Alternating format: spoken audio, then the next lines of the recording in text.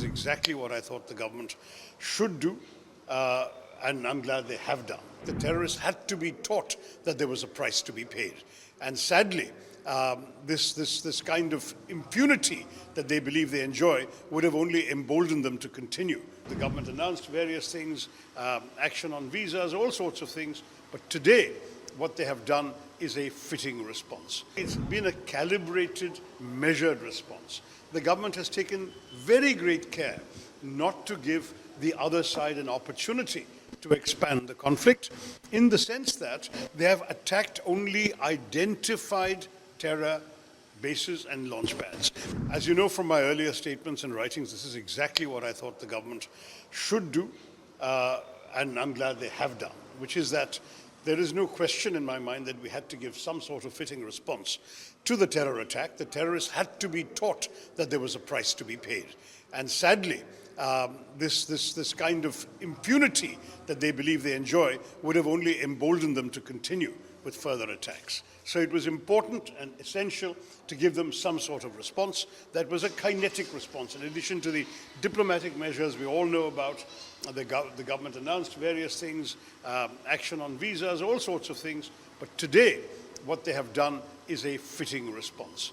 Secondly, it's been a calibrated, measured response. The government has taken very great care not to give the other side an opportunity to expand the conflict, in the sense that they have attacked only identified terror bases and launch pads. Every one of the places mentioned in this morning's briefing has been known to host terrorist organizations like the Lashkar-e-Toiba, the Hizbul, the Jaish-e-Mohammed, and so on. So we've really got, I think, a very responsible, thought-through approach in attacking only these places. Attacking them at night also minimizes collateral damage for civilians. I think even the Pakistanis have only claimed 3 civilians have been killed in these raids, which shows that we were dismantling the terror infrastructure. We were not interested in killing individuals. The Pakistani denials lack all credibility. Let's remind the world that Pakistan also denied that they even knew where Osama bin Laden was until he was found in Pakistan. They denied 26/11 until Qasad was interrogated, they had to admit. And of course, they denied other attacks where intelligence intercepts by foreign countries established their complicity. So their denials are worth nothing, absolutely zilch. And therefore, the responsibility clearly lies there, and that is what excuses India's decision to not just cross into POK, but also to cross the international border. Bahawalpur is very much inside Pakistani sovereign territory, and technically, therefore, the Pakistanis are right to claim it's a violation of sovereignty, but we only hit terrorist bases, and we avoided all other military installations. There may have been temptations, knowing very well that it's the military who train and dispatch these people, but nonetheless, we have taken care not to give them any further provocations. Now, the Pakistanis are bound to react. They've already said they will react.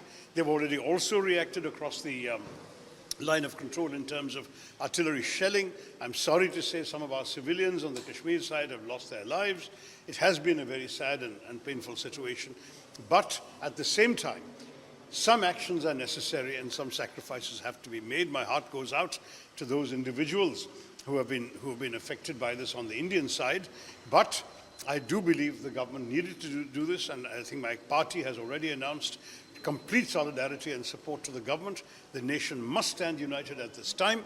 To my mind, we'll have to remain on alert for some more time to come, for the simple reason that the Pakistanis are threatening further action. But international diplomacy and other measures are going to work. I think everyone understands the reasons for what India did, and probably will have some appreciation for the way in which we did what we did. So I'm still hopeful that this matter can be contained without uncontrollable escalation.